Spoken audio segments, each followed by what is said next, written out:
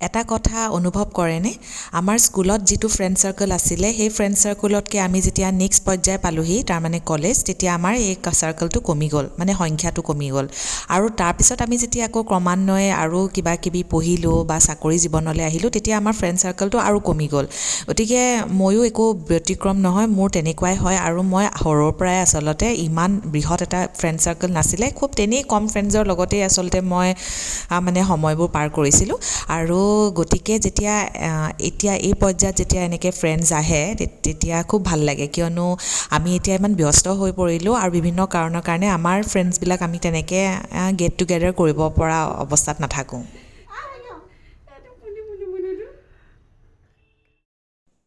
বনজিতা আৰু মাইনু মোৰ বহুত পুৰণি ফ্ৰেণ্ডছ হয়, আৰু সিহঁতৰ লগতে মই আচলতে বহুতখিনি সময় কটাইছোঁ, আৰু এতিয়া সেই সময় নোপোৱাই হৈ গ'লোঁ।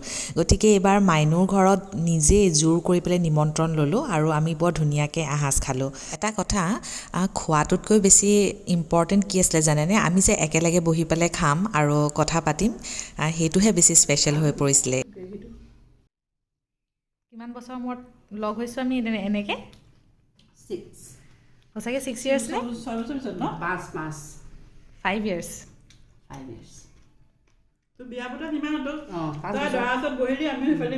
সেয়াই লাষ্ট লগ পোৱা। কেনেকুৱা পাইছ? কি ক'ম আৰু, বিৰাটে ভাল লাগিছে খানাটো আৰু এই পৰিৱেশটো, হয়নে? চাওক, মই এটা কথা অনুভৱ কৰোঁ দেই, আৰু মই সেইটোকে শ্বেয়াৰ কৰিছোঁ আৰু ভিডিঅ'ৰ যোগেৰে। আমি নহয়, যিকোনো ৰিলেশ্যনশ্বিপত এটা এফৰ্ট দিবই লাগিব।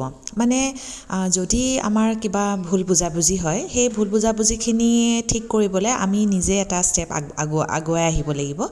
আৰু আমি যদি প্ৰত্যেকজনে যদি এইটোৱে ভাবোঁ যে মোক এনেকুৱা হ'ল, তেওঁ কিয় মোক নামাতিলে, যদি আমি সদায় যদি ইটো পক্ষলৈ যদি ঠেলি দিওঁ, তেতিয়াহ'লে মই ভাবোঁ বহুত ৰিলেশ্যনশ্বিপ হয়তো মানে নাথাকিবগৈ।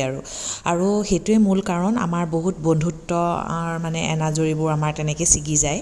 আৰু সেইটো বজাই ৰাখিবৰ কাৰণে আচলতে মানে কৰিব লগা হয়, because these are all priceless moments. আৰু এনেকুৱা মমেণ্ট মানে সেই সময়ত আমি যদি ৰিয়েলাইজ নকৰোঁ, পিছলৈ কিন্তু আমাৰ ৰিয়েলাইজেশ্যন হয়। আমি সকলো ছেটেলড হয়, আমাৰ ধৰক এইবিলাক ফেমিলি অব্লিগেশ্যনছ থাকিবই, ফেমিলি ৰেছপনচিবিলিটিছ থাকিবই।